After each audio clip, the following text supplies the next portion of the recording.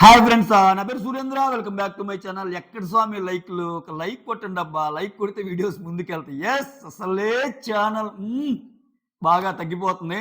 So మీ బూస్టప్తో పర్లేదు బాగానే చెప్తున్నాను అనుకుంటే ఛానల్ లైక్ చేయండి, వీడియోస్ని మీకు ఇష్టం ఉంటేనే.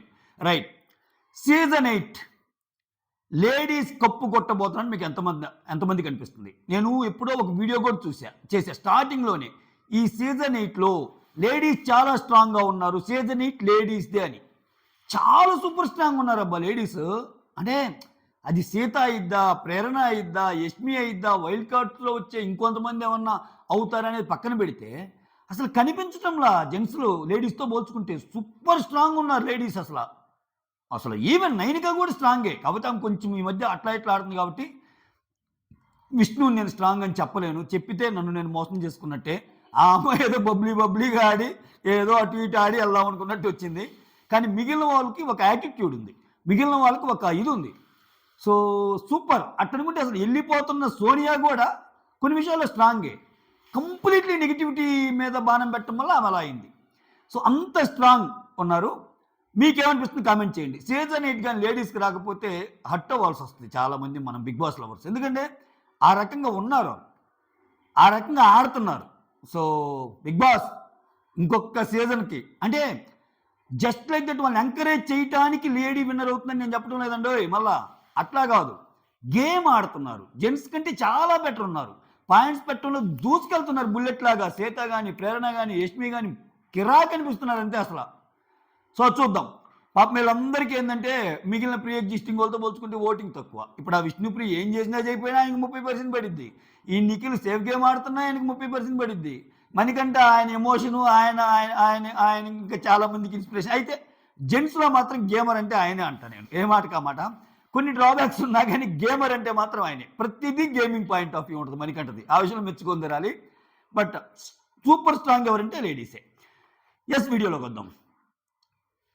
యష్మి, ప్రేరణ ఇద్దరు సూపర్ అనిపించారబ్బా నాకు. అంటే ఇది ఎలా చెప్పాలో నాకు అర్థం కావట్లేదు. వీడియో చెప్పాక, వీడియో మొత్తం విన్నాక మీరే కమెంట్ చేయండి. ప్లస్ మణికంఠ వెళ్ళింది సీక్రెట్ రూమ్కి కాదు, జైలు రూమ్కి. అది రెండోది. ఎందుకంటే సీక్రెట్ రూమ్ క్లీన్ చేశారు అనే అప్డేట్ వచ్చినట్టుంది. ప్రాబ్లం అది జైలు రూమ్ క్లీన్ చేశారేమో. అది కూడా కలిసి వచ్చే అంశమే మణికంఠకి కాలం కలిసి వస్తుంది. ఇంతమంది టార్గెట్ చేసి జైల్లో వేస్తే జైల్లో ఆయనకి బిగిన్ చేస్తాడు. అరే నిఖిల్ రే ఏంట్రా తోడు రండిరా, ఒక్కరైనా మాట్లాడండి రా, సఫికేటింగ్గా ఉంది, ఇటువంటివన్నీ చేస్తాడు. ఇంకా ఆయన మంచి స్కోప్ ఉన్న ఒక రూమ్ పడింది. పెర్ఫార్మెన్స్కి స్కోప్ ఉన్న ఒక రూమ్లో వేశారు ఆయన్ని. ఇంకా దుమ్ము దులుపుతాడు మణికంఠ. ఓకే, అది పక్కన పెడదాం. సరే, తర్వాత మాట్లాడుకుందాం. ఫస్ట్ ఈ పాయింట్కి వద్దాం. ఇక్కడ చూడండి, ఈ వారం ప్రేరణ ఇంత పాయింట్స్ బాగా పెట్టగలుగుతుందన్నా, వాళ్ళ గేమ్ని ఎక్స్పోజ్ చేయగలుగుతుందన్నా ప్రేరణకి ఛాన్స్ ఇచ్చింది యష్మి. నిజంగా యష్మిని మెచ్చుకోవాలి. ఎందుకంటే యష్మి ఛాన్స్ ఇవ్వబట్టే కదా ప్రేరణ ఈ టీంలో ఉంది. సో ఒక కొవ్వొత్తి కరిగిపోతా వేరే వాళ్ళకి వెలుగిచ్చినట్టు యష్మి కరిగిపోతా ఆమెకు వెలుగిచ్చింది. నేను కరిగిపోతాను ఎందుకన్నానంటే ఆమెకు తెలుసు ఎంత ప్రెజరైజ్డ్ కండిషన్స్ ఉంటాయో ఆ టీంలో. ఆమెకు తెలుసు ఒక డెసిషన్ మేకింగ్ అనేది వాళ్ళ ముగ్గురిదే ఉంటుంది, మనది కాదు అని. ఆమెకు తెలుసు వాళ్ళ దగ్గర ఉంటే నెగిటివ్ యాటిట్యూడే ఉంటుంది. నాకు సోనియాకి అసలే పట్టడం లేదు, నాకు వాళ్ళిద్దరితో ఆమె కలిపి ఆడే గేమ్ నాకు నచ్చదని యష్మికి తెలుసు. అయినా ప్రేరణ ఏడిచింది అన్న ఒకే ఒక్క రీజన్తో ఒక ఫ్రెండ్ కోసం వెళ్ళింది చూసావా, సూపర్ అంతే యష్మి. సో యాక్చువల్గా ఆమెకి ఏం కనపడలా ఈ వీక్. ఆమె చాలా వీక్ అయిపోయినట్టే. ఎందుకంటే అప్పుడే సోనియా ప్యాచప్ చేసుకుంది ఎందుకు వచ్చిన బాధలేని యష్మితో. ఇంకెవరి మీద పడిద్ది గొడవకి? నిఖిల్ పృథ్వీ మీద పడరు, పడితే తన మీద పడాలి. ఎవరి మీద? మణికంఠ మీద. అదే ప్రయత్నం చేసింది 1-2 సార్లు. మణికంఠని అనడం కూడా ఆమెకి మైనస్సే. చూడండి, ఇవన్నీ ఆమె తనకై తను వేసుకొని ఆ రూమ్లోకి పోవటం వల్ల. ఎప్పుడైనా ఒకటి గుర్తుపెట్టుకోండి, మనం ఉన్న ప్రదేశం, మన ఫ్రెండ్స్, మనం ఉన్న ప్లేసు ఎంత జోవియల్గా ఎంత బాగుంటుందో అంత మంచి థాట్స్ వస్తాయి, మంచిది వస్తాయి. ఓకేనా? అందుకే చూడండి, చాలామంది ఓలల్లో కూడా పొద్దున్న లేవగానే పనులు అయిపోయాక వాళ్ళకి నచ్చిన ప్లేస్కి, వాళ్ళకి నచ్చిన షాప్కో, నచ్చిన రచ్చబండ దగ్గరికో, నచ్చిన ఫ్రెండ్ దగ్గరికి వెళ్ళి గంటలు మాట్లాడితే సగం జబ్బులను అదే తగ్గిస్తుంది. నువ్వేం మెడిసిన్ అవసరంలా, నీకు నచ్చిన ఫ్రెండ్స్తో 2-3 ఒక చిట్ చాట్ చేయి, ఎంత హ్యాపీ అనిపిస్తుందో. చాలా స్ట్రెస్ బస్టర్ అది. సో ఖర్చు లేకుండా హ్యాపీగా మాట్లాడుకుంటే. సో అలానే ఇది ఎందుకు చెప్తున్నా అంటే ప్రేరణ ఏడ్చేదాకా వచ్చిందంటే ఆమెకు తెలుసు, ప్రేరణకి తెలుసు, యష్మికి తెలుసు ఆ టీంలో ఉంటే సిచ్యువేషన్ ఏంటి అని. మసగా లేరు అక్కడ. కానీ ప్రేరణ కోసం యష్మి వెళ్ళింది.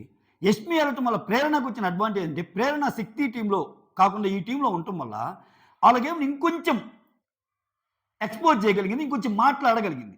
నేను ఎందుకు చెప్తున్నా ఇదే ప్రేరణని అదే రూమ్లో ఉంచితే, అదే టీంలో శక్తి టీంకి ఉంచి యష్మి పోకుండా ఉంటే ప్రేరణ అనగలిగేది కాదు ఇన్ని మాటలు.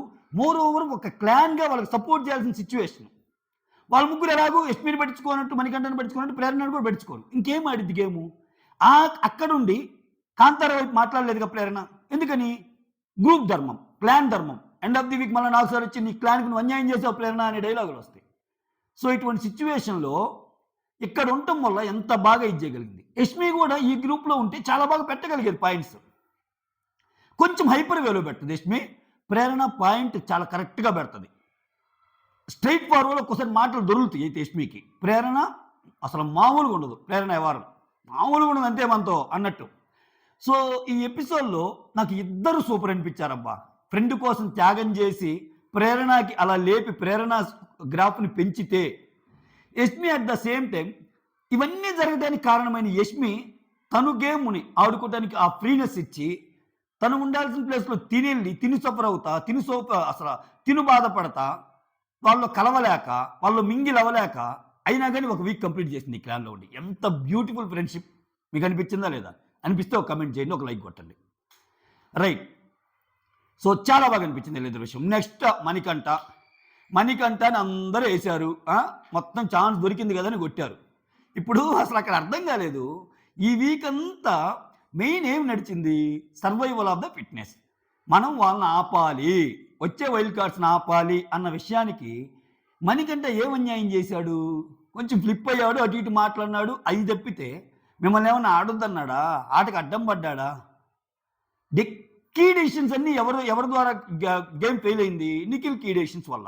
సరే సోనియా, పృథ్వీ ఇచ్చినా కానీ మెయిన్ నిఖిలేగా చీప్. వాళ్ళ ముగ్గురు వాళ్ళేగా మొత్తం హౌస్ హార్మోని పాడైపోయింది. క్లాన్గా ఆలోచించాలి అది ఇదని. సో అన్నప్పుడు మెయిన్ ఈ వీక్ అది అయినప్పుడు జీరో ఎవరు అవ్వాలా? జనరల్గా మాట్లాడుకుందాం మనం. గేమ్ను పక్కన పెట్టి మాట్లాడుకుందాం. నిఖిల్ అవ్వాలా. నిఖిల్ హీరోనా అని అందరూ జీరో సార్, అస్సలు పనికిరాలేదు సార్, అస్సలు గేమ్లో లేడు సార్, అస్సలు ఆయన వల్లే సార్ ఇదంతా అయింది అంటున్నారు. కానీ ఆ పాయింట్ చెప్పి వేసింది ఎవరు? ఒక ప్రేరణ వేసింది.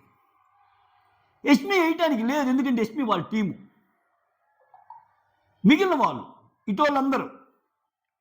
సో అదనమాట అక్కడ. సో ఇటువంటి సిచ్యువేషన్లో కొంచెం సింపతి క్రియేట్ అయ్యింది ఖచ్చితంగా. ఈ ఎపిసోడ్ తర్వాత ఇందిరా స్వామి వాళ్ళు కొట్టుకొని మణికంఠ మీద పడ్డట్టు ఇదే వ్యాపారం అన్నట్టు అనిపిస్తుంది. ఆయన కూడా లోపల దీన్ని మంచి ఎగ్జైటింగ్గా బాగా తీసుకుంటాడే. అనుకున్నట్టే పోతుందిరా గేమ్.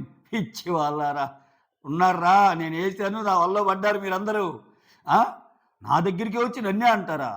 సోనియా ఇన్ని మాట్లాడినావు నన్ను, ఇప్పుడు ఏమైంది, నేనున్నా అన్నట్టు అనుకుంటాడు ఆయన.